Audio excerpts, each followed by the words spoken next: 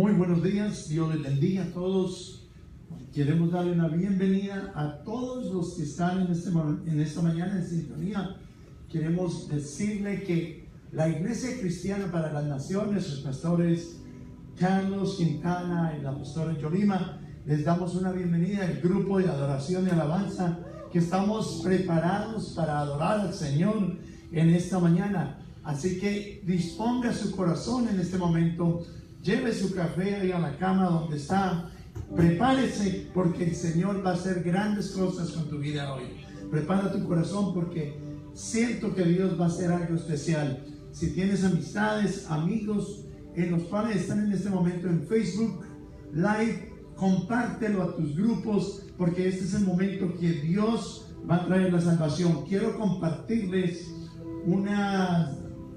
dos versículos en dos diferentes libros de la palabra, los cuales me llamaron mucho la atención, y es en el libro de Números en el Antiguo Testamento, capítulo 33, versículo 9. Dice: salieron de Morá, vinieron a Elín, donde había 12 fuentes de agua y 70 palmeras, y acamparon allí. En esta primera parte me llama mucho la atención, porque el pueblo de Israel acababa de salir de Egipto, o sea, de la esclavitud, y pasaron una trayectoria, y pasaron por una área que se llamaba Mara, donde las aguas eran amargas, no tenían que tomar, no tenían agua, no había nada. Mas sin embargo, en el recorrido, en medio del desierto, encontraron 12 fuentes de agua. El número 12 es un número muy singular en la palabra de Dios. Sabemos que son 12 los hijos de Israel, 12 los hijos de Israel y 12 los apóstoles.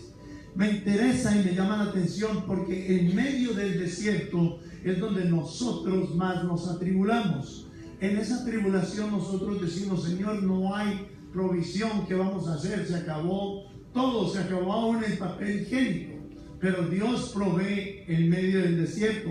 Mas sin embargo me llama más la atención algo. Dice que había 70 palmeras, y de nuevo el número 70 es un número muy importante hablando bíblicamente. Eso es un estudio muy grande si nos vamos a hablar del número 70. No es mi parte predicar, pero hacer una introducción. Número 70 es muy importante, pero dice que había 70 palmeras. Miren la diferencia entre palmeras y árboles. Nosotros vivimos en la ciudad de Orlando, donde hemos pasado por huracanes fuertísimos, en especial en el 2004. Estos huracanes arrancaban los árboles de raíz y se llevaban troncos, pedazos inmensos del concreto donde estaba, y uno veía el árbol arrancado de raíz. Mas sin embargo, en el medio de la tormenta, en el medio de todo esto, las palmeras se doblaban casi hasta abajo, pero cuando se acababa la tormenta, las palmeras se mantenían levantadas y más altas que muchos árboles. Eso es lo que Dios quiere de nosotros, que en medio de las tormentas, en medio de las dificultades, seamos como las palmeras, y Dios, donde vayamos, aún en medio del desierto, siempre nos proveerá las aguas, siempre van a haber fuentes de agua.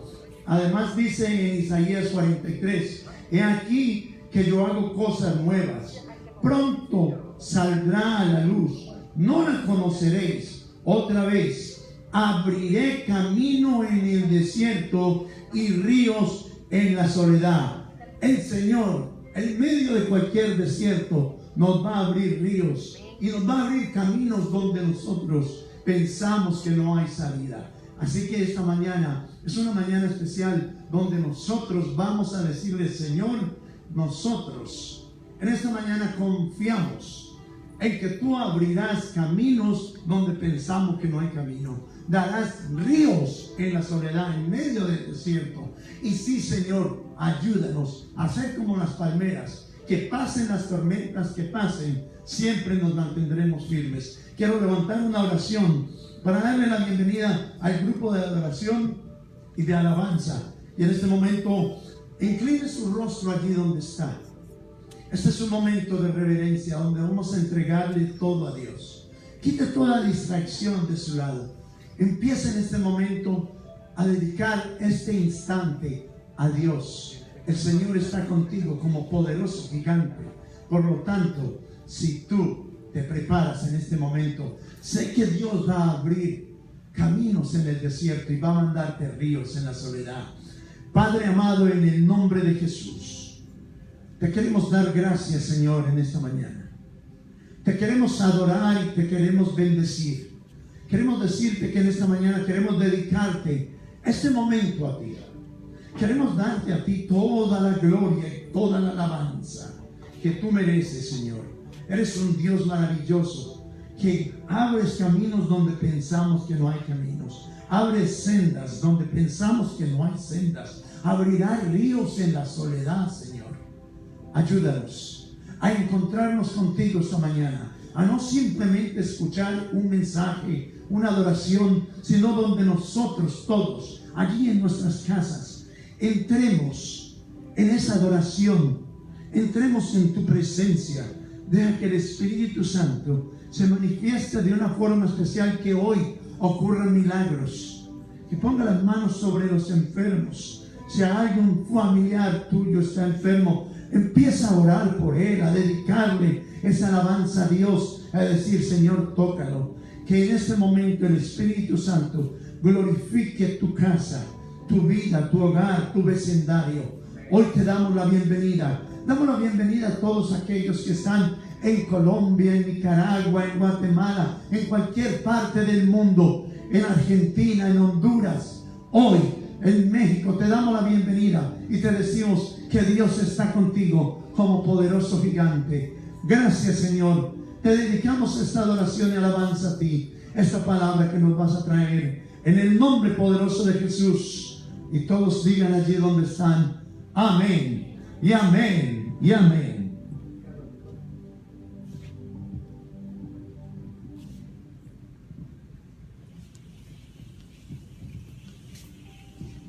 Buenos días, continuamos en ese mismo espíritu de alabanza y adoración, dándole gracias al Señor por lo que ha hecho por nosotros ya esta semana. A veces pasamos por cosas que son tristes o tal vez que no nos haga feliz, pero tenemos esa alegría que solo Jesús da. Y vamos a cantar con esa alegría hoy, dándole gracias al Señor por su amor y su gracia. Let's go.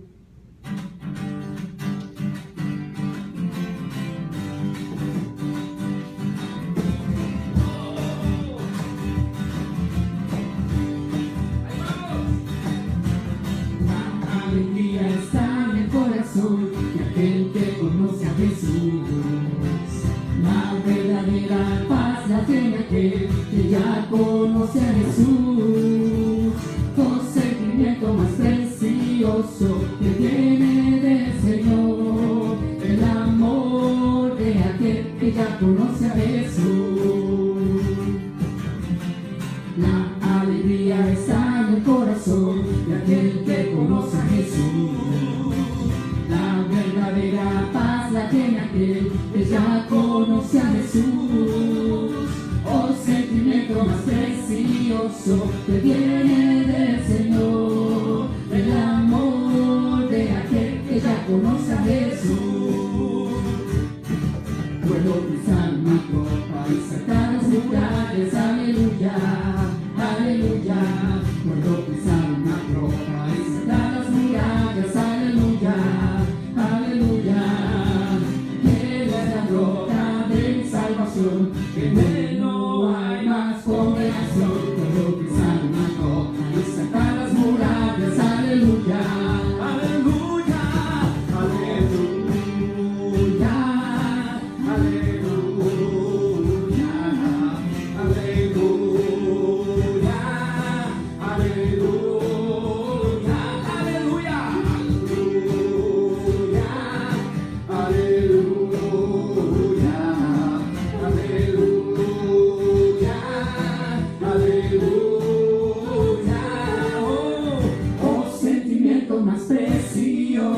que viene del Señor, el amor de aquel que ya conoce a Jesús, el amor de aquel que ya conoce a Jesús.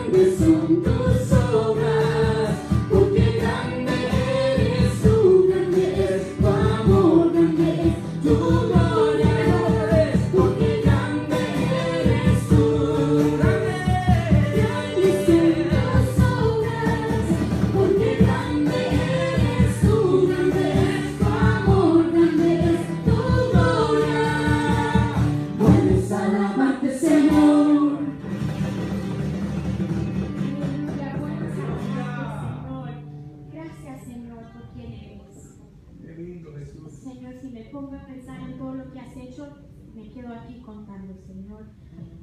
Pero te doy gracias porque tengo más de 10,000 razones por qué alabarte, Señor. De todo lo que soy, alabe al Señor con mi corazón. De tu grande amor cantaré, tu nombre alabaré.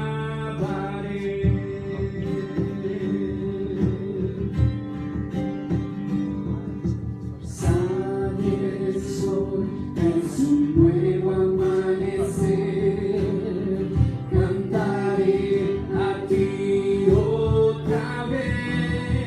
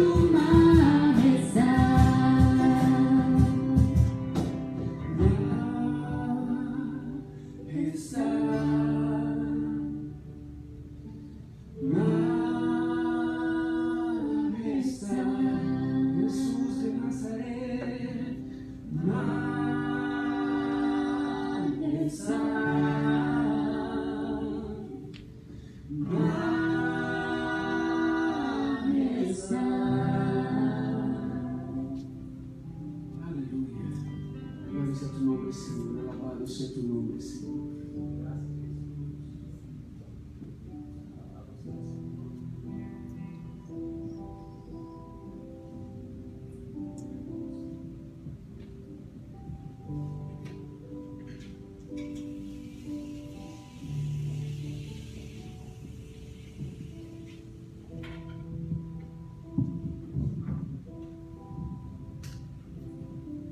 Amada Iglesia Cristiana para las Naciones, muy buenos días. Me complace estar aquí con todos ustedes en esta preciosa mañana y darle gracias al Señor por el privilegio que Él nos concede de poder bendecir y adorar el bendito nombre de nuestro Salvador Jesucristo. Estamos agradecidos en esta mañana porque Dios nos permite el privilegio de llegar allí a tu hogar, donde tú te encuentras, en tu casa, allí donde podemos bendecir y glorificar el nombre del Rey Jesús. En esta mañana estamos muy contentos de que tú puedas acompañarnos desde la comodidad de tu hogar y que nos permitas llegar a tu casa. De verdad que es un maravilloso privilegio. Hoy vamos a continuar con nuestra serie en el libro de Marcos, el Evangelio según San Marcos, y quiero que por favor usted vaya conmigo a su Biblia. Y vamos a ir en el capítulo 1, todavía estamos allí en el capítulo 1, y hoy vamos a entrar a considerar un aspecto muy importante que señala aquí el Evangelio de Marcos. Así que cuando usted me avisa allí, ¿sí? Me están avisando que están listos ya. Claro que sí. Bueno, Marcos 1. Me alegra mucho saber que la gente me manda señales de humo. Porque no puedo verles, pero ustedes sí me pueden ver a mí. Y yo puedo deducir que ustedes están buscando su Biblia ahí en Marcos 1. Doy gracias al Grupo Naciones porque nos llevó a la presencia del Señor en esta mañana de una manera muy hermosa. Pudimos sentir su presencia y nos gozamos porque el Señor está aquí con nosotros. Así que quiero animarte a que leas conmigo el versículo 14 al 15. Vamos a leer bajo la bendición del Padre, del Hijo y del Espíritu Santo. Y allí leemos: Después que Juan fue encarcelado, Jesús vino a Galilea, predicando el Evangelio del reino de Dios, diciendo: el tiempo se ha cumplido y el reino de Dios se ha acercado. Arrepentíos y creed en el Evangelio. Vamos a orar. Señor, te damos gracias por esta tu palabra y porque hoy tú nos concedes ese privilegio de acercarnos a tu presencia.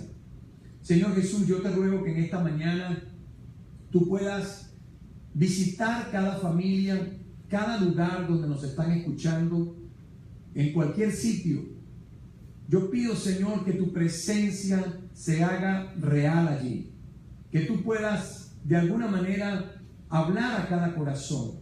Aquí estoy yo como un instrumento en tus manos. Solamente te ruego que me uses a través del poder de tu Espíritu Santo, el cual tú nos has dado como creyentes y como parte que somos de tu iglesia, la cual es tu cuerpo. Así que en esta mañana, Señor, yo te ruego que tú seas glorificado de una manera especial. Es mi deseo que tu nombre sea exaltado aquí y que en donde quiera que la gente se encuentre, tú puedas bendecirles. En el nombre poderoso de Jesús lo pedimos, ese nombre que es sobre todo nombre. Amén y amén. Bueno, esto comienza con una noticia y lo que pudiera ser una mala noticia, porque dice: después que Juan fue encarcelado, Jesús vino a Galilea. Ahora, cuando yo pienso por un momento en el encarcelamiento de Juan, me llama la atención el hecho de que más adelante el mismo evangelista Marcos nos va a dar más detalles en el capítulo 6, desde el versículo 17 al versículo 28. De manera que yo hoy no me voy a referir tanto al encarcelamiento de Juan, sino simplemente lo voy a citar como lo cita aquí Juan, como lo cita aquí Marcos, que él dice que después que Juan fue encarcelado, entonces Jesús vino a la región de Galilea. Ahora, cuando pensamos en Galilea, ya habíamos hablado en la introducción que dimos de este evangelio, dijimos que Galilea era una región donde habitaban tanto judíos como gentiles, pero predominantemente eran personas gentiles las que estaban en ese lugar. Era un lugar lleno de mucha idolatría, pero además no era un lugar tan pequeño. De hecho, Galilea tenía aproximadamente un área de 60 millas de sur a norte y más o menos unas 30 millas de ancho, o sea, de oeste a este. De manera que era una región bastante considerada importante. Había ciudades como Capernaum en ese lugar, Betsaida, que estaba allí en la frontera, ¿verdad? Y había muchos lugares donde Jesús prácticamente iba a ministrar, iba a predicar.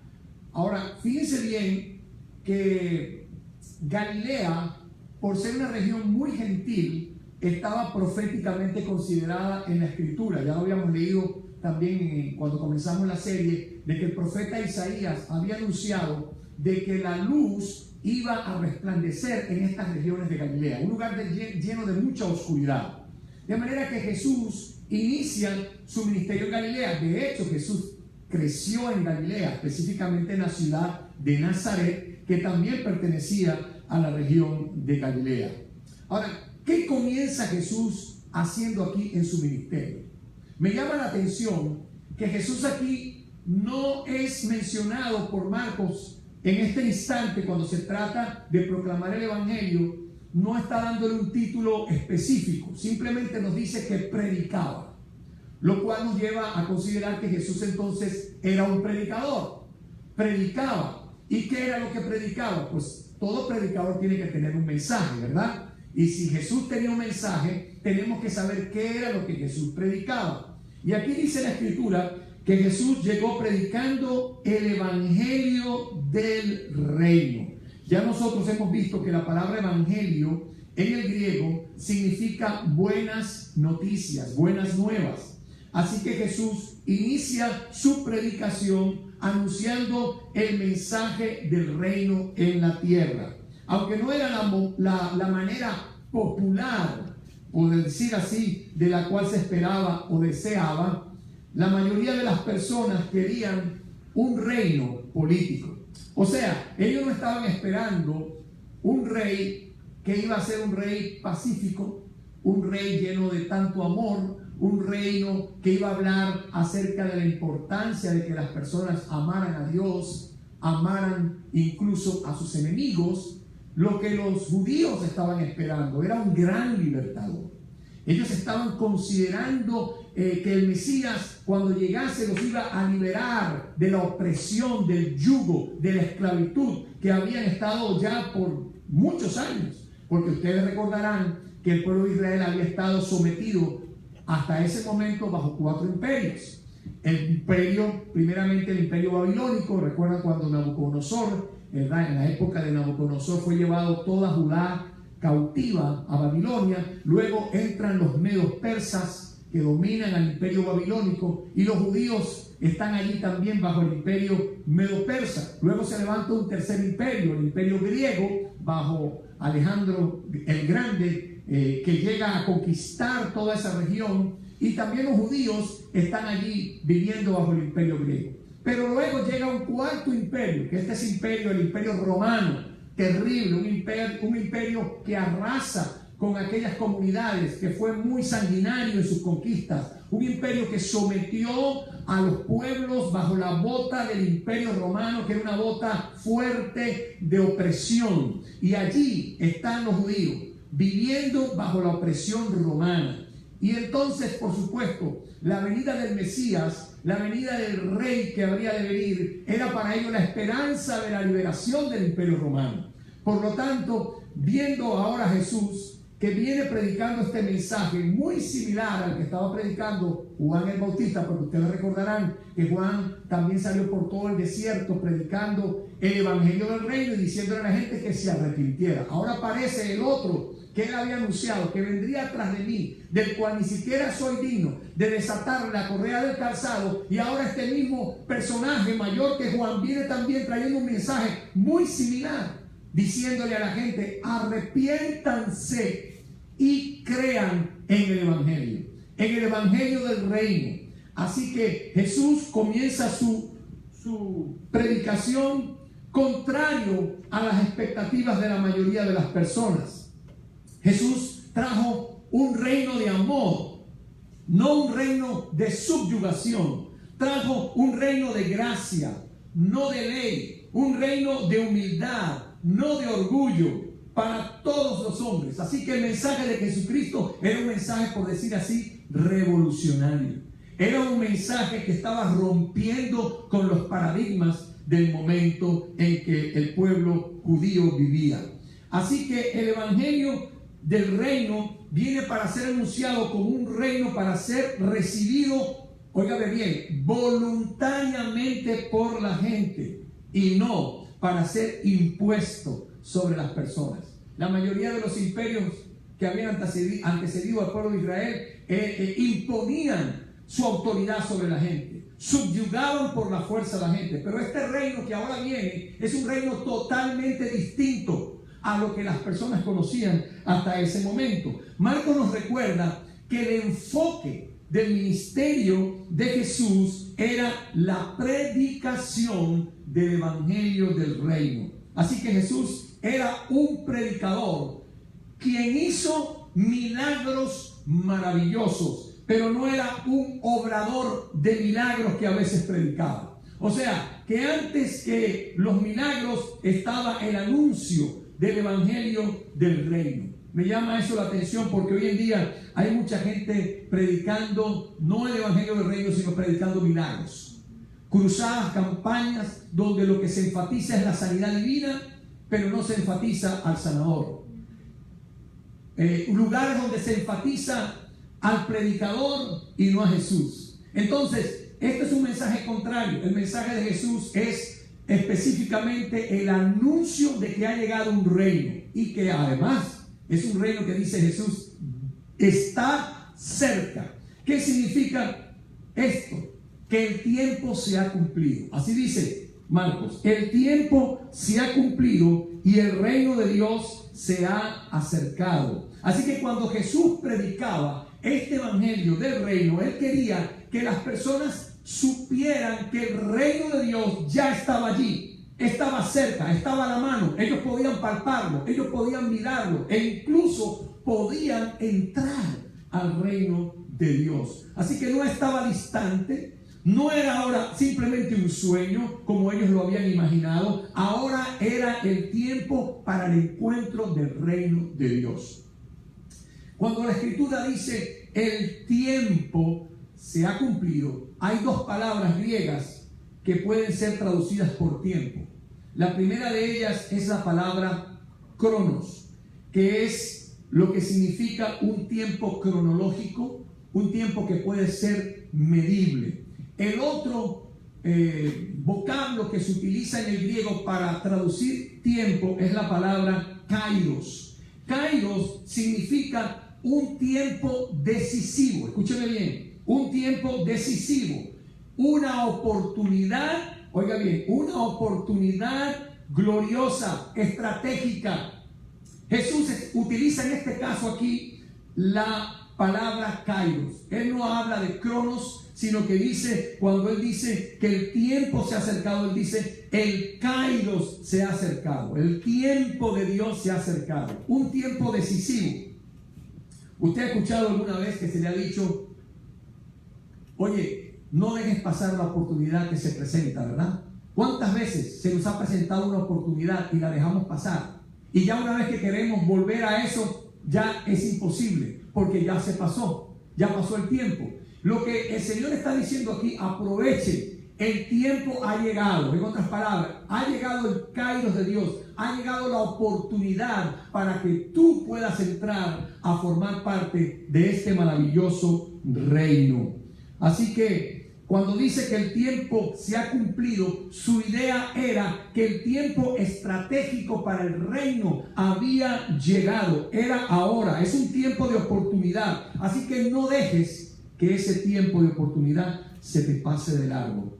Esto me recuerda cuando dice la Escritura en el libro de Hebreos, capítulo 4, versículo 7, si oyeres hoy su voz, no endurezcas tu corazón. ¿Por qué? Porque hoy es el día de salvación. No sabemos lo que va a pasar mañana. Hay muchas personas que piensan y hacen planes. Mañana iré y haré esto, y dentro de una semana voy a pasar por atrás, y no saben lo que va a suceder. Hoy tú puedes hacer planes para 5 días e incluso para un año, y sin embargo esos planes pueden terminarse hoy mismo. Porque ¿qué si Dios te llamara a su presencia hoy? ¿Estarías preparado para venir al encuentro con tu Dios? Es algo que debemos preguntarnos honestamente. ¿Quién sabe los días que va a vivir sobre esta tierra? Hay mucha gente que anda buscando por allí que le adivinen el futuro y que le digan si va a vivir, si no va a vivir, si cuánto tiempo, si le va a ir bien en el negocio, si le va a ir bien en aquello o en otra cosa. Pero eso es brujería, eso es hechicería. Esas son cosas que a Dios no le agrada. El futuro, el único que lo conoce se llama Dios. Y Él ha determinado un tiempo para ti y para mí. Él sabe cuántos días vamos a estar acá en esta tierra. Por lo tanto, no debemos desaprovechar las oportunidades que Dios nos da. Hay oportunidades que Dios te puede dar, por ejemplo, como invertir tiempo en tu familia. ¿Tú consideras que vale la pena invertir tiempo con la familia? Yo creo que este tiempo de pandemia nos ha ayudado a descubrir la realidad de que hay cosas que son prioritarias, que valen la pena, mucho más que otras que no las pasamos por alto. Hay algunos que están deseando salir de esta pandemia inmediatamente para volver a la rutina, para volver a lo que ellos consideran lo normal. Y muchas veces la gente se habrá perdido la bendición de lo que fue este tiempo, este kairos de Dios, en el cual Dios te permite pasar por un tiempo especial, que si tú no lo aprovechaste a tiempo, si tú verdaderamente no dispusiste tu tiempo para crecer, para buscar de Dios, para encontrarte con el Señor, pues lamentablemente el tiempo te pasará, habrás perdido una gran oportunidad y volverás a la rutina. Por eso que yo creo que mucha gente se va a llevar una sorpresa cuando Cristo venga. ¿Sabe por qué? Porque la Escritura dice que cuando Jesús venga será como en los días de Noé. ¿Y qué dice que hacía la gente en los días de Noé? Comía, bebía, se casaba, se daban en casamiento y no entendieron hasta que vino el diluvio y se los llevó a todos. En otras palabras, Jesús vino en un momento en que la gente estaba haciendo su vida normal.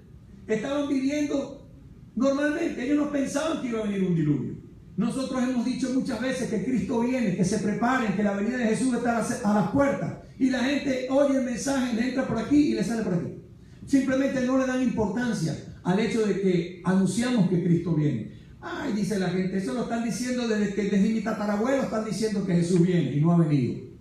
Pero el Señor dice en su palabra que el Señor no retarda su promesa como algunos la tienen por tardanza, sino que es paciente para con todos nosotros, no queriendo que ninguno perezca, sino que todos procedan al arrepentimiento. Así que no desaprovechemos las oportunidades que Dios nos da. No desaproveches el tiempo de invertir en tu matrimonio, en tu relación matrimonial. No menosprecies el tiempo para invertir en tus hijos. Pasar tiempo de calidad con ellos, amarles, jugar con ellos, participar con ellos. Ay, pastor, si usted supiera cómo me tienen los niños. Yo quisiera ya que comenzaran las clases, yo quisiera que otra vez viniera toda la normalidad. Está bien, eso es entendible. No queremos decir que eso no sea necesario. Pero realmente, ¿has tenido el tiempo para compartir con tus hijos? ¿O simplemente ha sido más bien algo pesado, una carga, algo que tú verdaderamente no has disfrutado? Porque cuando vuelves al trabajo, vuelves a tus 8 horas de trabajo, quizás hasta más, y tus hijos cuando llegas a la casa ya están dormidos, están cansados. Pero qué bueno que has tenido un buen tiempo para poder invertir en tu familia. Ahora, el mensaje de Cristo comienza diciendo arrepentidos. Así que cuando Jesús predicaba el evangelio del reino de Dios, Él quería que las personas, oígame bien, Él quería que las personas supieran cuál era el principal requisito para poder entrar en el reino de Dios. Y aquí ellos no podrían entrar al reino andando de la misma manera en que estaban andando. En otras palabras, ellos debían cambiar de dirección, experimentar el reino de Dios en sus vidas.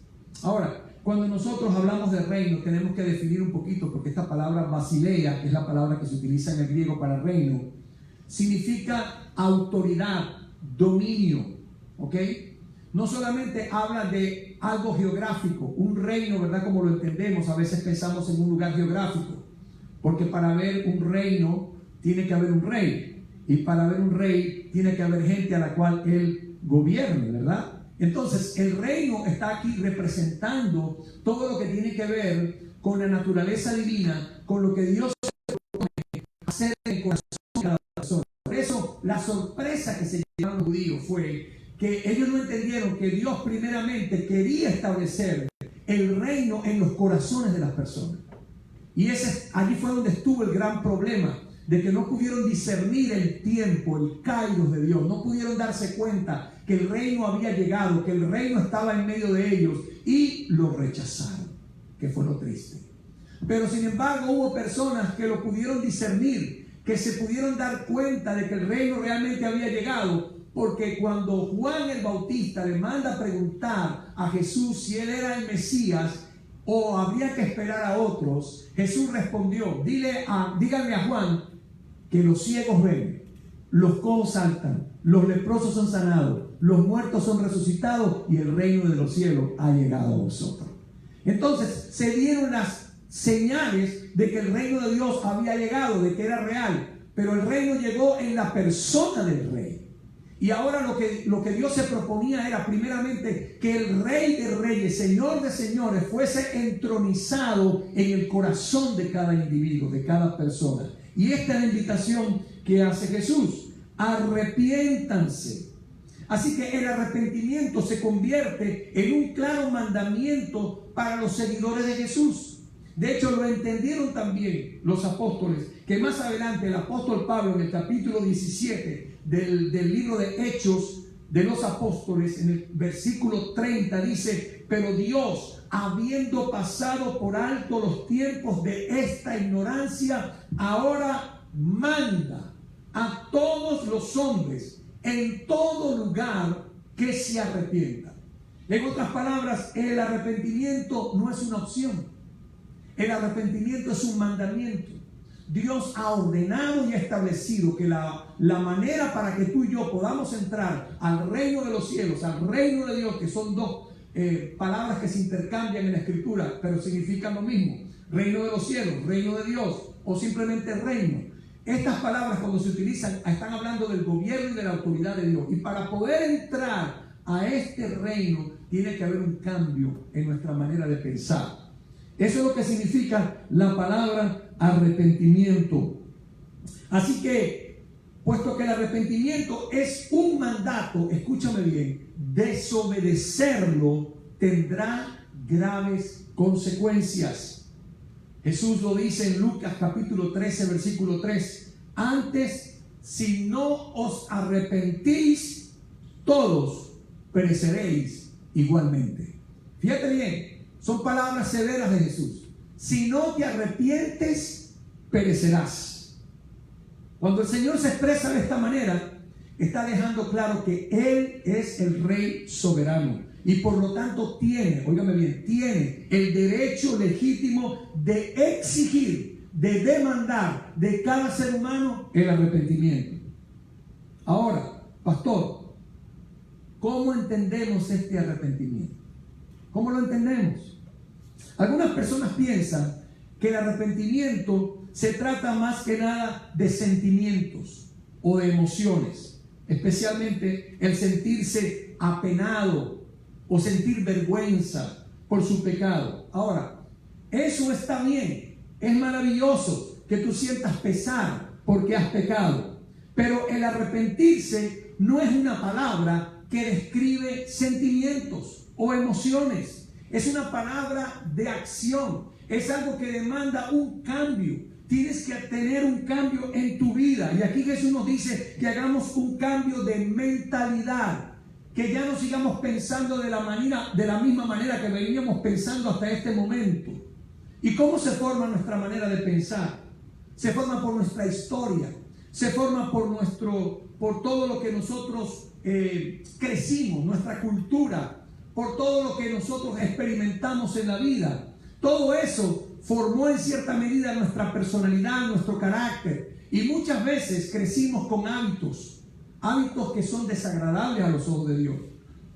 Crecimos incluso con ataduras espirituales, con adicciones. ¿Cuántas personas hoy en día están adictas a las drogas, al alcohol y a tantas otras cosas? Adictos a la pornografía, adictos a la mentira, adictos al robo, adictos a tantas malas costumbres que avergüenzan y que verdaderamente deberían producir en nosotros el deseo de cambio, el buscar que esas cosas no gobiernen nuestra vida.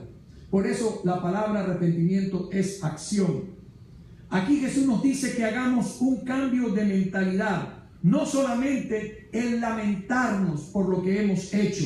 El arrepentimiento habla de un cambio de dirección. Significa que va más allá de sentir tristeza del corazón. A veces nosotros no nos damos cuenta de que el arrepentimiento se describe muchas veces en la Escritura como el poderoso volverse genuinamente a Dios. Algo que implica que tú tomas una decisión. Por ejemplo, si estás en Nueva York y yo estoy en Los Ángeles y te digo, ven a Los Ángeles, ¿ok? ¿Qué significa esto? ¿Significa que en realidad yo te estoy diciendo, deja Nueva York para que vengas a Los Ángeles? No, eso está implícito. Se supone que para tú llegar, ¿verdad?, a Los Ángeles, tendrás que dejar Nueva York. No puedes llegar a Los Ángeles si no abandonas Nueva York. De igual manera, no puedes entrar al reino de los cielos, al reino de Dios, si no abandonas tu estilo pecaminoso de vida. Tenemos que salir de esa condición para ser trasladados, como decía el apóstol Pablo, que nosotros fuimos trasladados de la potestad de las tinieblas al reino del amado Hijo de Dios. Y cuando la palabra utiliza esa expresión en el griego, está hablando como cuando tú desarraigas una planta de una mala tierra para transferirla, para pasarla a una mejor tierra, a una buena tierra. Y eso fue lo que hizo Dios. Ahora, cuando yo me arrepiento, le estoy dando a Dios la autoridad de desarraigarme de esas tinieblas para que Él me pueda trasladar, que pueda entrar y ser plantado en el reino de los cielos, en el reino de Dios. Es una acción que hace el Espíritu Santo. Así que surge otra pregunta.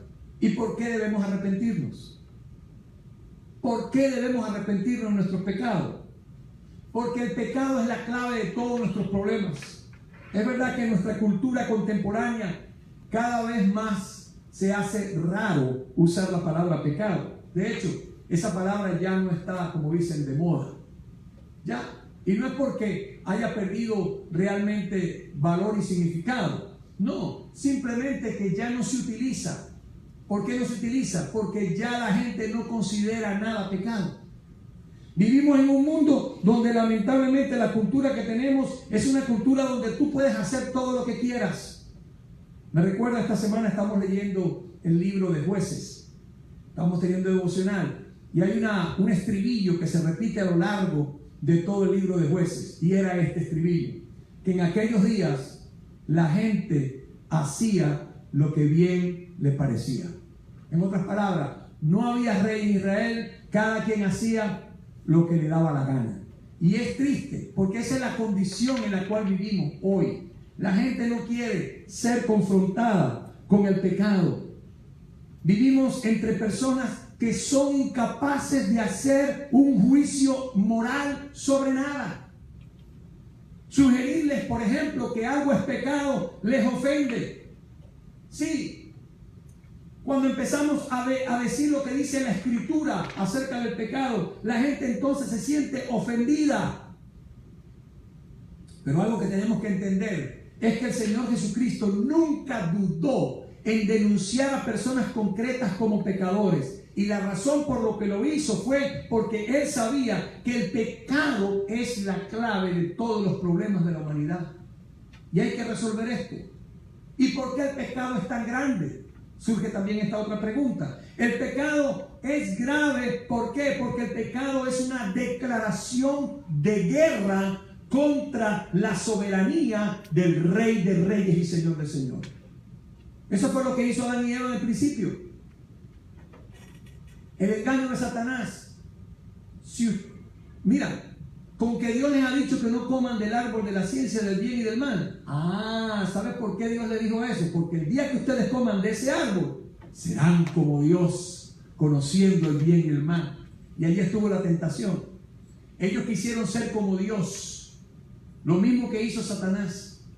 Se revela contra Dios siendo el ángel más bello, el ángel Luzbel, el ángel que tenía a su cargo la adoración en el cielo. Se rebeló contra Dios, quiso poner su trono donde estaba Dios, sentarse allí, y fue arrojado de ese lugar. ¿Por qué? Porque es una actitud de orgullo, es una actitud de prepotencia, es la actitud de pecado en el ser humano que también se manifiesta cuando permitimos que el pecado domine nuestra vida. Así que lo que el diablo les garantiza es que si desobedecen a Dios, ¿verdad?, van a ser supuestamente como Dios. Claro, eso quiere decir, en otras palabras, tú no vas a necesitar que te gobierne nadie. Tú vas a ser tu propio rey. Tú vas a vivir como tú quieras. Y tú puedes hacer lo que te da la gana. Todo lo que te sirva, todo lo que tú te parezca que es bien, lo puedes hacer. Y desde ese momento todos los hombres hemos caminado por la misma senda que Adán y Eva. Esa senda que ellos abrieron. En todos nosotros está arraigada esta misma rebeldía contra Dios, y cada vez que Dios nos manda a hacer algo o nos prohíbe una cosa, inmediatamente surge en nosotros el deseo de hacer todo lo contrario, porque es la actitud de rebeldía que hay en el corazón. El profeta Isaías lo describió con mucha exactitud, lo que es precisamente la conducta habitual del mundo de nuestros días. ¿Sabe cómo describe Isaías la conducta habitual del mundo de nuestros días? En Isaías 5:20 dice: ay de los que a lo malo dicen bueno y a lo bueno malo, que hacen de la luz tinieblas y de las tinieblas luz, que ponen lo amargo por dulce y lo dulce por amargo. En otras palabras, es completamente vivir una vida contraria a lo que Dios establece. Número 2, ¿por qué el pecado es terrible? Porque el pecado nos trae enemistad con Dios, nos separa de Dios. Para Dios el pecado no es una travesura inocente de un niño, no, señor. Es un acto de enemistad, es un acto de aborrecimiento y de desprecio contra la misma persona de Dios. Es un asunto de tanta importancia esto del pecado que no se puede tomar una posición neutral, es imposible. Y el Señor Jesucristo hizo una afirmación muy interesante al respecto. En Mateo capítulo 12, versículo 30. El que no es conmigo, contra mí es. En otras palabras, o estamos con el Señor o estamos con el diablo. No podemos estar en el medio. Número 3. El pecado atenta contra la justicia de Dios. Dios es justo, hermanos. Dios ama la justicia y aborrece la injusticia. Por lo tanto, puesto que el pecado es una transgresión contra la ley de Dios, Él lo aborrece. Escúchame bien, que sepas esto. Dios aborrece el pecado, pero ama al pecador. Eso quiere decir que Dios ha aprendido. Eso quiere decir que Dios ha aprendido a separar tu conducta de tu identidad. Quiere decir que Dios ama a cada persona porque Él lo creó. Pero no solamente quiere amarte por creación, Él también quiere amarte por redención. Porque Él vino para solucionar el problema del pecado. Vino para que tú y yo pudiésemos ser reconciliados con Él.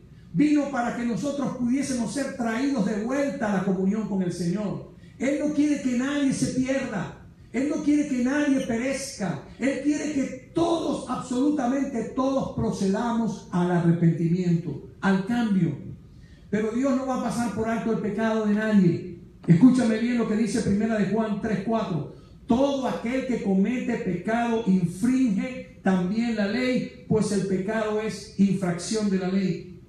En Habacuc capítulo 1 versículo 13 dice: muy limpio eres de ojos para ver el mal, ni puedes ver el agravio. Dios es tan limpio, tan puro, es tan santo, que Él no puede mirar el pecado.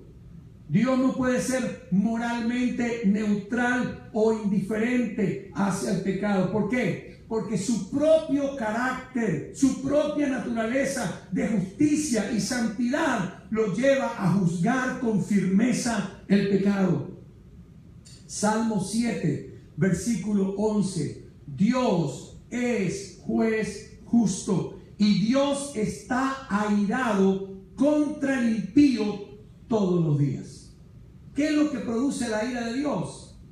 No es la persona, no es el individuo. Lo que produce la ira de Dios es el pecado, porque el pecado atenta contra la santidad y la naturaleza de Dios. Por lo tanto, el pecado se convierte, por decirlo así, en una barrera entre Dios y las personas.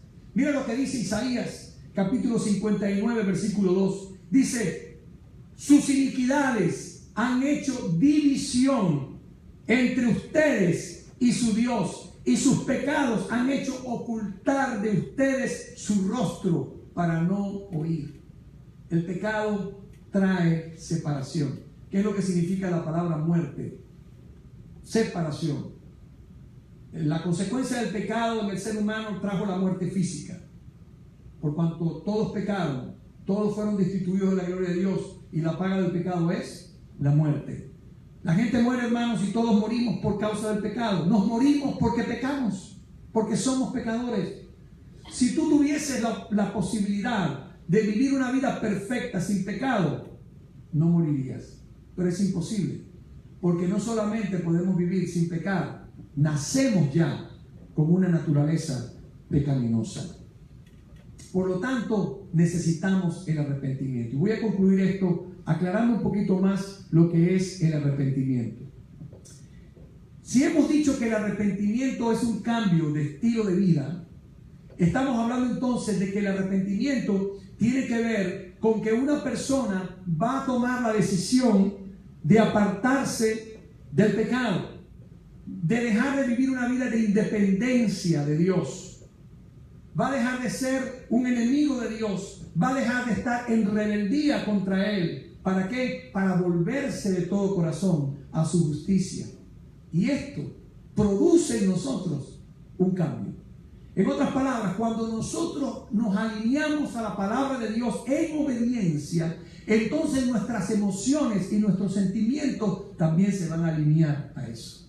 ¿Qué significa? Que cuando yo empiezo a obedecer a Dios y empiezo a vivir una vida que a Dios le agrada, mis emociones comienzan a cambiar también. Entonces empiezo a sentir satisfacción, empiezo a sentir gozo, empiezo a sentir paz, empiezo a sentir todas esas cosas maravillosas que Dios quería darme desde un principio, pero que por mi rebelión, por mi estilo de vida, me impedían vivir una vida plena, con propósito, una vida llena de gozo, de felicidad verdadera, y no la que ofrece el mundo, que es completamente contraria.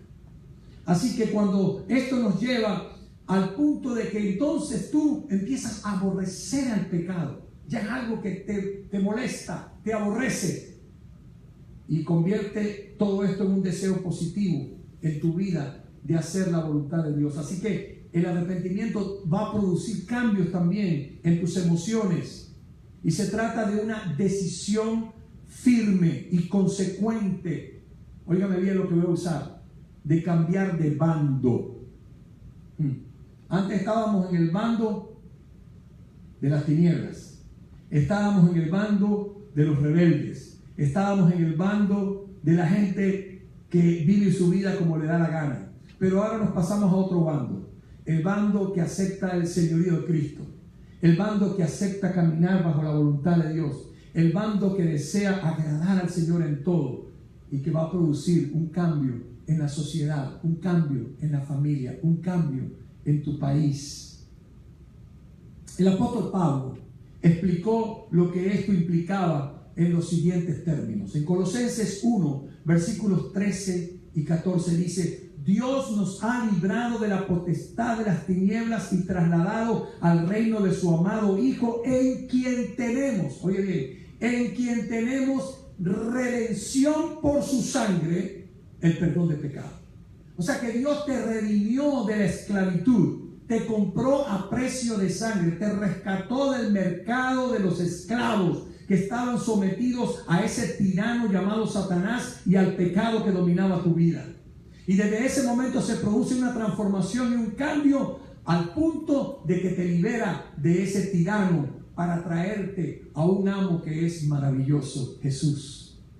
Por tanto, el arrepentimiento nos lleva a asumir una nueva manera de pensar, una nueva mentalidad, trae nuevos deseos y nos lleva a una voluntad de agradar continuamente a nuestro Rey. En otras palabras, tiene que ver con permitir que Dios asuma realmente todo el control de nuestra vida. Y te pregunto, ¿acaso tu vida fuera de Dios no ha sido un desastre hasta este día? Claro que sí. Piénsalo por un momento. ¿Cómo has estado viviendo tu vida? ¿Eres pleno? ¿Eres feliz? ¿Estás lleno de felicidad realmente? ¿Tienes gozo? ¿Tienes paz en tu corazón? ¿Tienes armonía? ¿O estás lleno de amargura, de resentimiento? ¿Estás lleno de odio? ¿Estás lleno de tantos sentimientos y tantas emociones? Quizás a lo mejor, te diviertes en el placer, pero después que pasas por el placer, ¿cómo te sientes después de eso? Te sientes que no estás lleno, te sientes que estás vacío, a veces incluso te da asco de ti mismo, te sientes incluso que quieres aborrecerte a ti mismo. Todas estas emociones, todos estos sentimientos los produce vivir una vida completamente alejada de Dios. Pero todo eso cambia cuando nos arrepentimos. Por lo tanto, el arrepentimiento nos lleva a asumir esta nueva mentalidad. Tiene que ver con permitir que Dios tome el control de tu vida. Y esto va a traer un cambio total con respecto a Dios, con respecto a ti mismo, al pecado y a la justicia. Un cambio de forma de pensar, un cambio de manera de sentir. Pero concluyo, un cambio en la manera de vivir. ¿Por qué?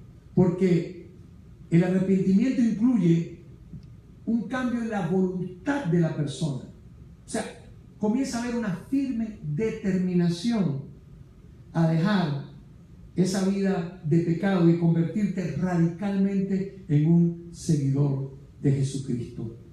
Implica el abandono de esa desobediencia obstinada que hasta el momento hemos tenido para rendirle nuestra voluntad al Señor Jesús. Podríamos decirlo en términos de una guerra. Eso sería como deponer las armas, dejar de luchar contra Dios y rendirnos a su voluntad. Un lado de la moneda, arrepentidos. Pero la otra parte de la moneda, quiero ahora que la vea conmigo. El apóstol Pablo, dirigiéndose a los creyentes de Éfeso, les recordó que su ministerio entre ellos había consistido en testificar tanto a judíos como a gentiles, como dicen Hechos 20:21, acerca del arrepentimiento para con Dios, y luego añade, y de la fe en nuestro Señor Jesucristo. En otras palabras, una vez que hemos dado el paso de arrepentirnos de nuestros pecados, volteamos la moneda y el Señor nos dice, y creed en el Evangelio del Reino. Ahora, ¿qué significa este creer en el Evangelio del Reino? Así que vemos aquí, como Pablo citó, que ambas cosas son necesarias, el arrepentimiento y luego la fe en nuestro Señor Jesucristo, que es lo que podríamos decir como creer en el Evangelio. Cuando Jesús predicó el Evangelio del Reino, Él quería que las personas supieran no solamente cómo entrar en el reino, Él también quería que la gente aprendiera cómo vivir en el reino. De manera que ahora el Señor no nos va a dejar simplemente en la entrada de la puerta. Una vez que pasamos el umbral y entramos, nos espera un camino de aventura con Jesús. Nos espera una vida emocionante con Cristo. Yo digo que lo mejor que le pudo pasar a mi vida fue conocer a Jesús cuando yo tenía 18 años. Jovencito me entregué al Señor. Y te puedo decir que desde los 18 años que le entregué mi vida a Jesucristo hasta el día de hoy, que estoy por cumplir 65 años en el mes de agosto, si Dios me lo permite, he vivido una vida de aventura diaria con Jesús. Gloria al nombre del Señor. Así que creer en el Evangelio significa cómo aprender a vivir en el reino. Y el reino del que Jesús predicó no solo se trata de una renovación moral, más bien se trata de que ahora tú vas a confiar en Dios, vas a tomar al Señor en cuenta, vas a tomar lo que Él dice en serio y vas a aceptar la invitación que Él te hace a someterse al gobierno de Él, a su autoridad, para vivir una vida de dependencia total en Dios, lo cual va a traer total bienestar y bendición a tu vida. La antigua palabra griega que utilizó Jesús para creer es la palabra pisteo, y significa mucho más que un conocimiento o un acuerdo en la mente o algo intelectual. Esto habla de una relación de confianza, de dependencia. Hay muchas personas que creen en el Evangelio, pero no creen a el Evangelio. La gran diferencia. ¿Por qué? Hay gente que cree en el Evangelio. Sí, el Evangelio fue predicado, Jesús vino, habló del reino de Dios, todo hasta ahí está bien. Pero no se comprometen, no se acercan al Señor, no le entregan su vida a Jesús. Sí, creen en el Evangelio, pero no creen a el Evangelio. Y aquí hay que aclarar esto. ¿Por qué? Hay muchas personas que tienen esa actitud, porque mucha gente cree en Dios. Si usted le pregunta a mucha gente, le dice, sí, yo creo en Dios. Hay gente que abiertamente le dice que no cree en Dios también, que son ateos. Pero la gran mayoría dice creer en Dios. Y la gran mayoría que cree en Dios, sin embargo, no sirven a Dios, ni obedecen a Dios, ni viven para Dios. Como dice Santiago capítulo 2, versículo 19. ¿Tú crees que Dios es uno? Bien haces. También los demonios creen y tiemblan. O sea, que muchas veces los demonios hacen algo más que la gente que dice creer en Dios. A lo menos los demonios tiemblan. Para muchos el creer solo resulta, óigame bien, en una atracción al mensaje de Jesús. Pero nunca toman la decisión de seguirle de todo corazón. Yo recuerdo una vez las palabras que dijo Gandhi. Gandhi decía que si los cristianos realmente viviesen lo que predicó Jesús, él sería cristiano. ¡Wow! Eso fue fuerte. ¿Por qué? Porque muchas veces decimos ser seguidores de Jesús, pero nuestra vida demuestra todo lo contrario. Así que cuando el Señor nos invita a creer en el Evangelio del Reino, nos está invitando a que vivamos de acuerdo a lo que significa vivir bajo el reino de Dios, bajo los preceptos del reino, las normas del reino, los valores del reino de Dios. Y eso significa un cambio de estilo de vida. Mateo 15:8 dice, este pueblo con los labios me honra, pero su corazón está muy lejos de mí. ¿Cuántas personas se sintieron ofendidas por el mensaje de Jesús? La Biblia dice que cuando Jesús, en el Evangelio de Juan capítulo 8, comienza a decir que Él es el pan que descendió del cielo, que Él es el verdadero pan, que Moisés no les había dado el verdadero pan, la gente comenzó a rebelarse contra Jesús. Y Jesús dijo, el que coma mi carne y beba mi sangre tendrá vida eterna. Estas fueron palabras fuertes. ¿Por qué? La gente pensó, se volvió este caso loco. Quiere que nosotros seamos caníbales, que nos los comamos a Él. Pero Jesús sabía lo que estaba diciendo. Jesús estaba diciendo que su carne era verdadera comida y su sangre era verdadera bebida. ¿Por qué? Porque la carne que Él iba a dar era su propio sacrificio en la cruz del Calvario, que era lo único que iba a producir la verdadera transformación en el ser humano, que es el único que puede limpiarte de pecado, cambiar completamente tu naturaleza pecaminosa a convertirte en un hijo de Dios, en una hija de Dios. Y eso solamente se recibe a través de Jesucristo. Por lo tanto, creer implica en una acción. Creer al Evangelio va a significar que yo estoy aceptando el mensaje de Jesús. Es como cuando, por ejemplo, le propones matrimonio a alguien, ¿verdad? Viene la persona, de sorpresa, se saca el anillo, se arrodilla frente a la que va a ser su prometida y le dice: ¿te quieres casar conmigo? ¿Y qué hace la persona que está enfrente de ti? Bueno, en mi caso, mi esposa Yoli me dijo: claro que sí. Y le puse el anillo. Entonces, ¿qué implica el creer? Implica una acción. Hay una proposición. Y eso es lo que hace Jesús como predicador. Él no fuerza a nadie, Él no obliga a nadie. El mensaje es proclamado. El Evangelio es predicado. Y la persona recibe la propuesta. Es como una propuesta matrimonial.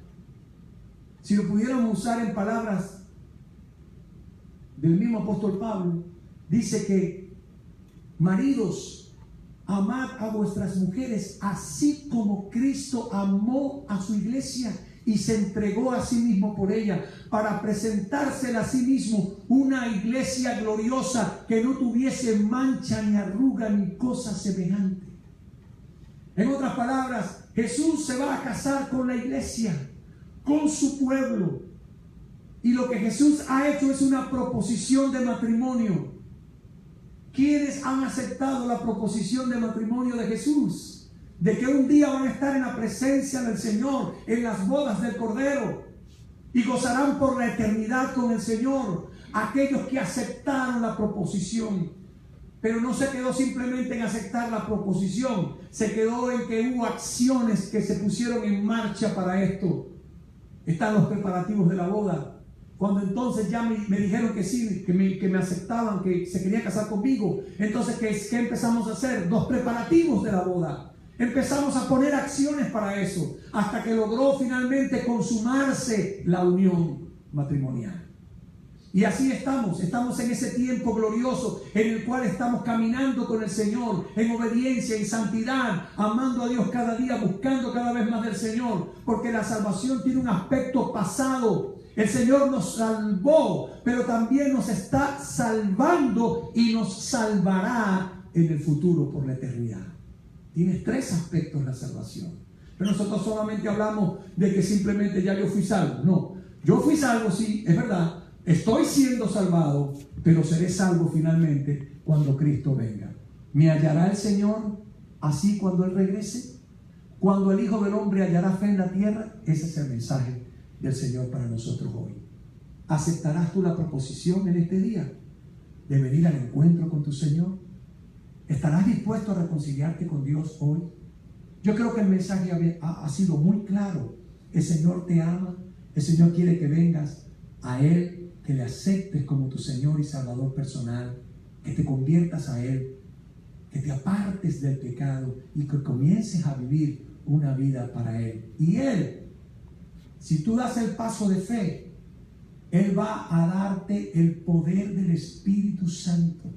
Te va a bautizar con el Espíritu Santo de Dios para que puedas vivir una vida agradable a los ojos de Dios. Él te va a dar la capacidad para poder obedecer a Dios. En nuestra humana fuerza no lo hemos logrado. Dice que la carne es débil, el espíritu está presto, pero lo que no pudo ser posible por la carne, por nuestra causa de pecado, Dios envió a su Hijo en semejanza de carne de pecado, y crucificó al pecado en su propia carne. ¿Para qué? Para libertarnos a nosotros de la esclavitud del pecado. Así que es posible vivir una vida agradando a tu Señor. Y eso es lo que Dios quiere para ti. Yo quiero animarte que en esta hora ores conmigo. Y si Dios ha hablado a tu corazón hoy, te invito a que te arrepientes de todos tus pecados y puedas decirle al Señor en esta mañana: Señor, hoy yo me arrepiento de todos mis pecados. Repite conmigo: Señor Jesús, me arrepiento de todos mis pecados. Te pido perdón, Señor, por todo lo malo que he hecho hasta este día. Límpiame, Jesús, con tu sangre. Cambia mi vida, Señor. Yo quiero caminar en obediencia contigo hoy. Ya estoy cansado de vivir esta vida de pecado. Te quiero a ti, Señor, en mi vida. Acepto tu proposición hoy.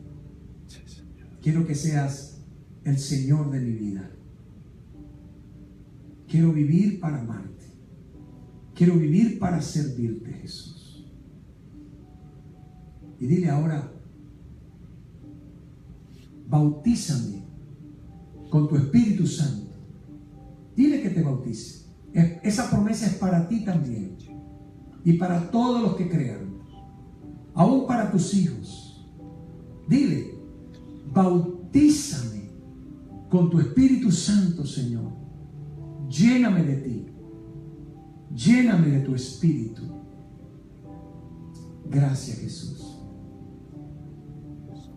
Y para ti que has estado compartiendo con nosotros en este día, quiero animarte a que sigas amando a tu Señor, a que sigas caminando de cerca con Él, a que sigas siendo un instrumento en las manos de Dios que pueda ser de bendición a otras personas que todavía no conocen a Jesús.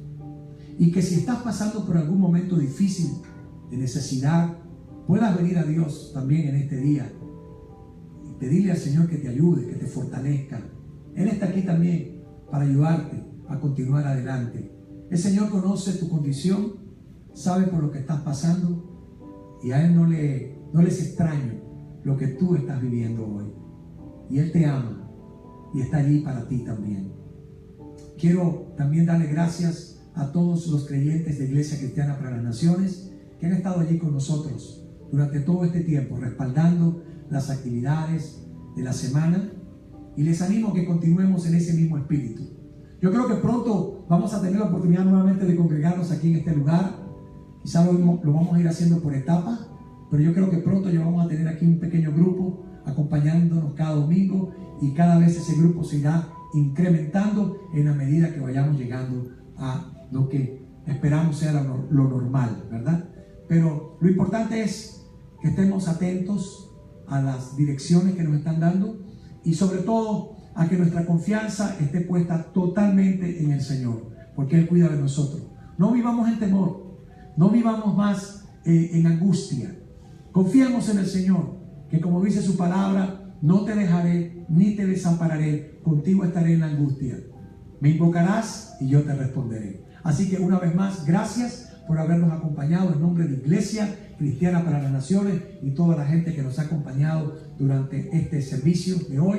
Quiero darles la bendición del Señor y pedirle a Dios que les continúe ayudando en todo. Un abrazo cibernético para todos ustedes. Les amo, les quiero mucho. Dios les bendiga, Dios les guarde, y hasta este próximo martes, cuando también nos veremos en Facebook Live, y el viernes también, y todas las demás actividades que estaremos anunciando durante esta semana. Un abrazo para todos, Dios les bendiga, Dios les guarde. Una vez más, les habló el pastor Carlos Quintana. Bendiciones.